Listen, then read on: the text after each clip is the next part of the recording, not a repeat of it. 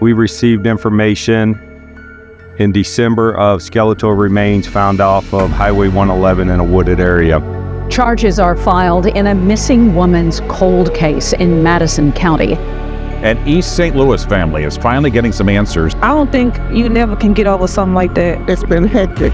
It's been sad. It's been disturbing.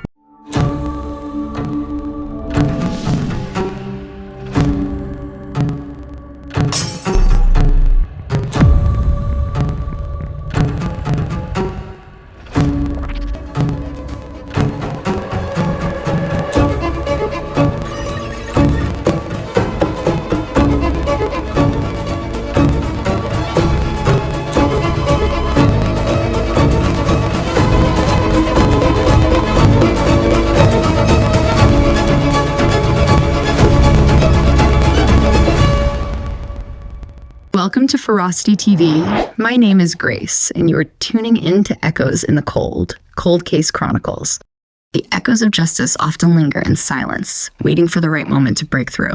Today, we hear the story of Trina Butler-Turner, a woman whose life was brutally cut short, and the unexpected revelation that shattered the darkness of a cold case. This is episode 2 of Echoes in the Cold Case Chronicles.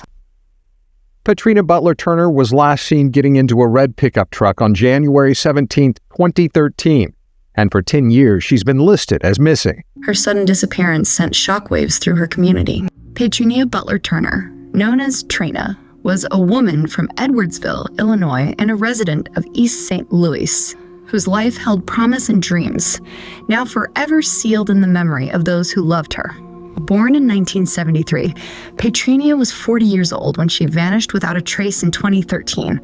A mother to 3 children, her daughters Candace and Carmelia Butler, and a son, she was deeply cherished by her family, especially by her children. Trina was also loved by her mother, Ruth, who had watched her grow into a determined and hardworking woman. Trina was known for her ambition, working tirelessly to build a better life for herself and her family. Her disappearance left a gaping hole in the hearts of those who loved her, and the mystery surrounding her death would remain unsolved for years. At the time of her disappearance, Trina's family feared the worst. They didn't know where she had gone or what had happened to her, but one thing was painfully clear. Trina had been taken from them. She was a devoted mother who deeply loved her children and family. It was unthinkable that she would simply pack up and leave, abandoning those she cared about most. Despite an investigation that spanned several years, no answers came. Her case went cold, becoming a haunting reminder of a life stolen and a family left in agonizing uncertainty. For nearly a decade, Trina's family waited patiently, hoping for a phone call or for the doorbell to ring with her standing on the other side. As time passed, with her children growing up, they began to realize she might never return home alive. The hope they once held began to fade into agony. The uncertainty surrounding her disappearance created enormous anxiety as they desperately sought the truth. But the case remained cold. No new leads, no evidence, no suspects. Just an empty space where answers should have been. The echoes of her family's cries for justice were felt, but there was no resolution. However, in December of 2022, a breakthrough came from the most unexpected place. The surprising confession of Nathan Berre about his role in Trina's disappearance, a man who had never been on the radar of the investigators. His conscience, weighed down by guilt, finally gave way. Motivated by the holiday season, he walked into the Pontoon Beach Police Department with a confession that would change everything. I know you've got a lot of questions such as, who is Nathan and was he the killer? If not, what was his role in the murder or disappearance of Trina? Well, Nathan Berre, 32 years old at the time he walked into the police station, was about 22 on the night Trina was last seen, getting into a red pickup truck on January 16, 2013. Her family subsequently filed a missing persons report the next day. Nathan is the nephew of the prime suspect. He had long carried the burden of knowing about the murder of Trina Butler-Turner at the hands of his uncle, Roger Dale Sutton. Nathan had witnessed Sutton strangle Trina, and he had also helped dispose of her body. These haunting images plagued him for years, but it wasn't until he saw a Christmas commercial that he found the courage to speak up. It began as a missing person case in 2013 when Trina Butler-Turner disappeared. 9 years later, this man walked into the Pontoon Beach Police Department to report he'd witnessed the woman's murder. Nathan Berre said it had been eating at his conscience until he was finally motivated by a touching Christmas commercial to tell police he watched his uncle strangle a woman. The commercial, showcasing families together for the holidays, tugged at his heart, pushing him to take action. With the weight of his guilt finally too much to bear, Nathan drove to the police station. He sat in his car for 20 minutes, praying for guidance. Then he went inside. The truth had to come out. He then led detectives to Butler-Turner's skeletal remains in a wooded area behind a storage center in Madison County. On December 5th, 2022, Nathan led authorities to the skeletal remains of Petrinia, hidden in a wooded area behind a storage center in Madison County, Illinois. Her body had been there for nearly a decade, and the case was about to be solved. Not through forensic science or new evidence, but by the heartfelt confession of a man haunted by his actions. Investigators revealed that Petrinia had been beaten and strangled, her body discarded in a wooded area off IL 111 in Pontoon Beach, behind Sutton's former apartment. At the time of Nathan's confession, he was a free man. This wasn't the kind of confession made in exchange for a reduced sentence on another case, like most criminals do. No, Nathan could have chosen silence.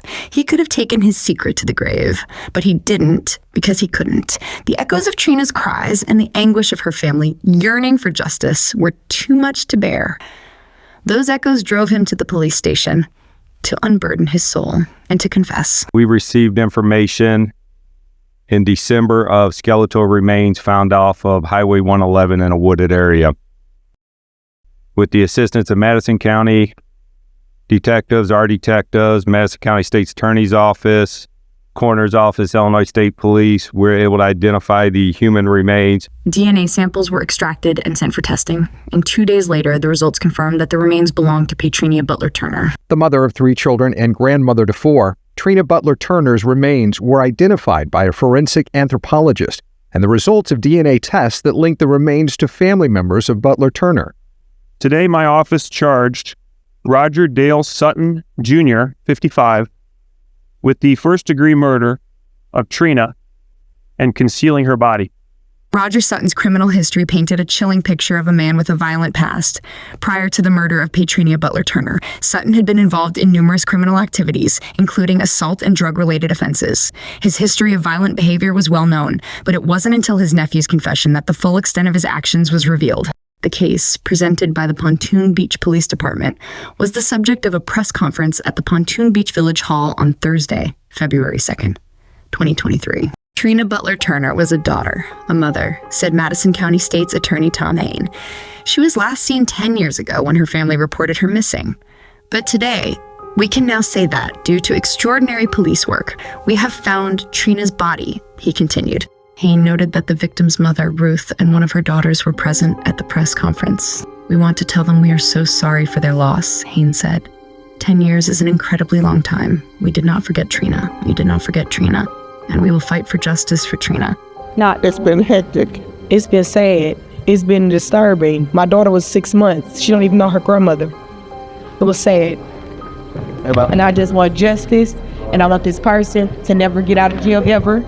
Even the other person that was with him, I don't want any of them to get out of jail because both of them plays a part. And that's all I want to say. It's it. Both Hayne and Modrusic declined to share further details about the case, stating that more information would be revealed during the trial. Pontoon Beach Police Chief Chris Modrusic added, "We moved pretty quickly, knowing Roger Sutton Jr. was getting ready to get out of prison. We still have a lot of legwork ahead of us. We're still waiting for evidence to come back from the crime lab," he concluded.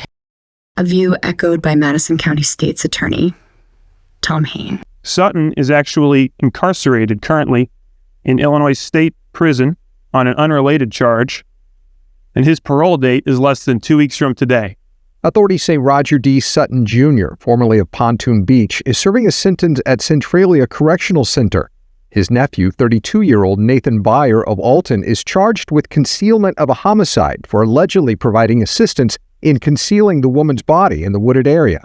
Sutton's projected release date for parole is February 14th. Upon completion of that sentence, he will be brought to the Madison County Jail to face new charges. Sutton was convicted in 1994 for burglary in Madison, 1999 for unlawful restraint in Granite City, 2000 for cannabis possession in South Roxana, 2007 for burglary in Pontoon Beach, and 2015 for battery in Pontoon Beach. He also served time in a Tennessee prison for aggravated burglary, theft, and robbery. The trial was scheduled to commence on October 21st, 2024.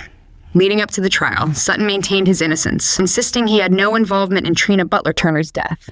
In a handwritten 3-page letter addressed to Madison County Judge Tim Berkley in May, Sutton, now 57 years old, claimed that her death was caused by a drug overdose. "I didn't murder anyone," wrote Sutton, who formerly lived in Alton and Pontoon Beach. Doubling down, he stated, "No cause of death, no physical evidence, no DNA, only an accusation from an admitted heroin addict 10 years after." The judge dismissed his claims and allowed the trial to begin on October 21st as planned. Nearly 2 years later, Roger Dale Sutton is now on trial for murder here at the Madison County Criminal Justice Center. During opening statements, we learned his own nephew is the one responsible for helping police and prosecutors solve this case. The trial began with the testimony of Pontoon Beach officer James Autry, who recounted that Nathan Berre had approached the police station on December 2nd, 2022, expressing a desire to discuss a crime. Autry testified that Berre claimed to have witnessed Sutton kill an African-American woman and provided details about where her body could be found. Berre then took the stand, describing the events leading to Butler-Turner's death. Nathan Berre, seen here in the middle, told the jury how he was motivated by a Christmas commercial in 2022 to finally tell police that he saw his uncle strangle a woman to death during a crack cocaine-fueled night in 2013. He knew where to find a body. Police say they then found skeletal remains spread out in a wooded area behind the storage center. Criminal investigators report taking them to forensic anthropologist Dr. Lindsay Trammell, who identified them as Butler-Turners. He testified that he, his uncle, Sutton, and the victim, Trina Butler-Turner, had been using crack cocaine at Sutton's apartment. Berre claimed that Sutton struck Butler-Turner and subsequently strangled her, threatening Berre to remain silent.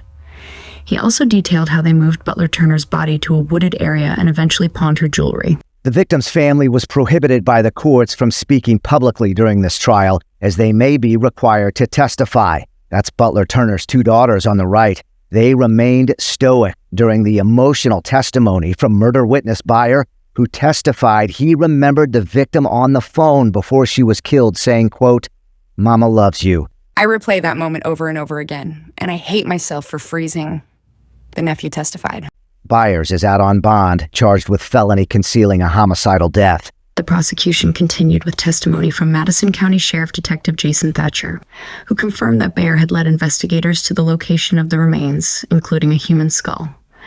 Illinois State Police CSI investigator Justin Gonzalez then testified about evidence collected from the crime scene, showing photographs of bones found scattered in the area. Ruth Butler, the victim's mother, also testified, recalling the last conversation she had with her daughter on January 17th, 2013, before filing a missing persons report. Additionally, Darren Armour, a friend of Sutton's, testified that Sutton had confided in him about killing Butler-Turner the day after the alleged incident. Forensic anthropologist Dr. Lindsay Trammell provided insight into the condition of the remains, stating that multiple bones had been found, but there was no evidence of trauma.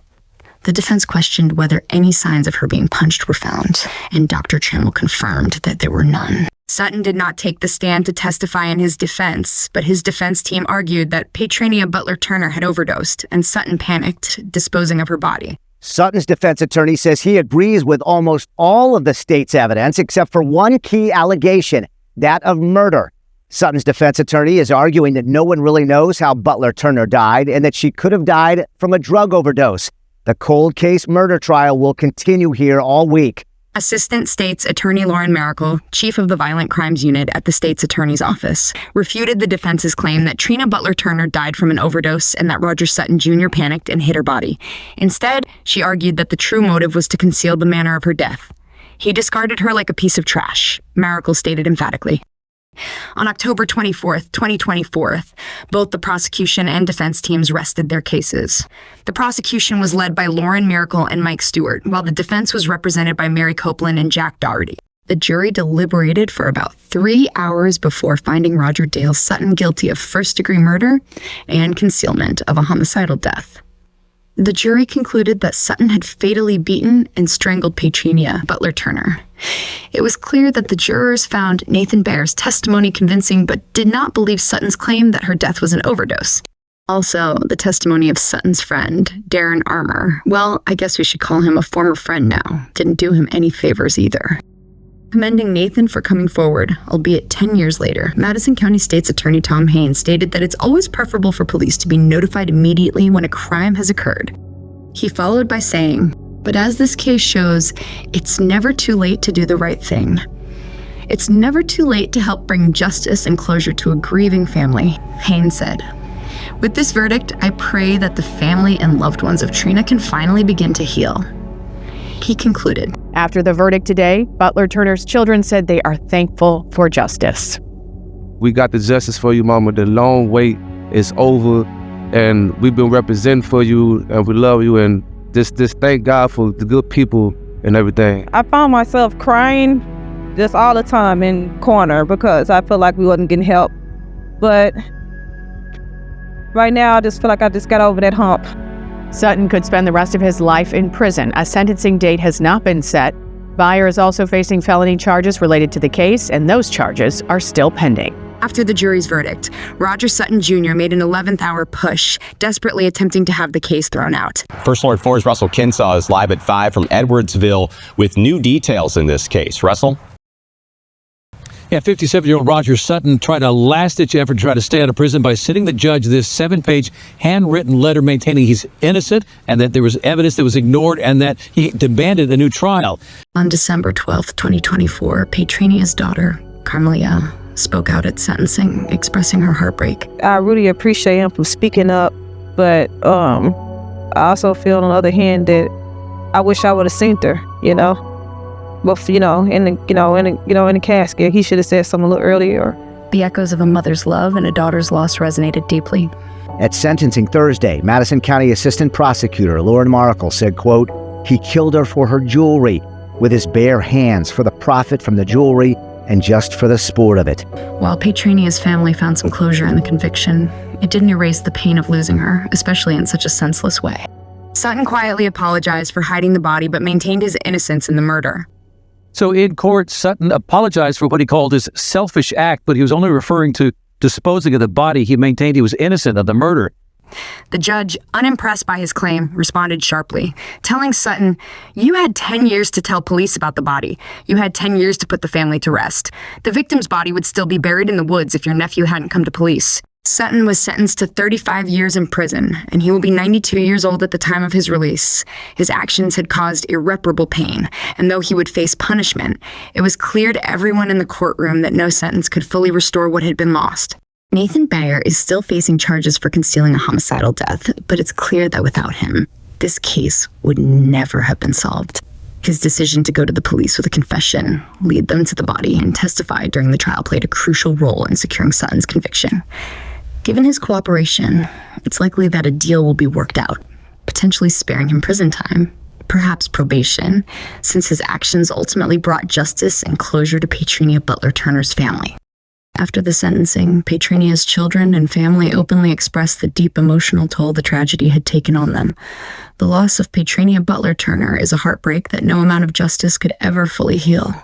While the conviction of Sutton brought a sense of closure, it didn't erase the pain of losing a mother, a daughter, a sister, and a friend in such a senseless way. Well, after witnessing all that, I feel like that he really should have got more time, the death penalty, instead of just 35. Because I'm still without a mother, and I still feel like it still wasn't right. The victim's former boyfriend agrees. Like the circumstances was aggravating, and he should have got significantly more time than he did. Either way it go, he's still going to rot in there. So you never can get over something like that. That's something I'll never get over. Petrinia's family, especially her children, felt the weight of the years lost and the brutality of the crime.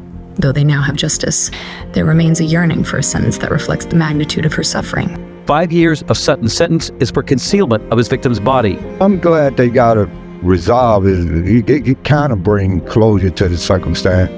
But like I say, I feel like he should have got a lot more time. Weeks ago, Sutton sent the judge in the case a 7-page handwritten letter claiming there were inconsistencies at the trial and that the victim died of an overdose. He asked for a new trial, but in court today, dropped his request. And he should have got significantly more time than he did. I think he should have got about 40 or 50 years in prison. 12 years after Butler-Turner was strangled to death, her killer is heading to prison to serve 35 years. So I feel like it still should have been like 100 years or something.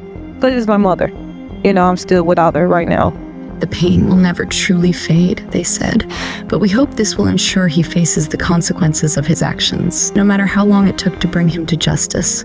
In the end, it was the echoes of a cry for justice, held back for so long, that finally brought her killer to account.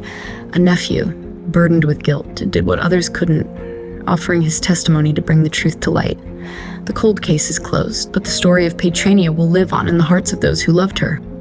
Her memory, her spirit, and the fight for justice will continue to resonate long after the courtroom doors have closed.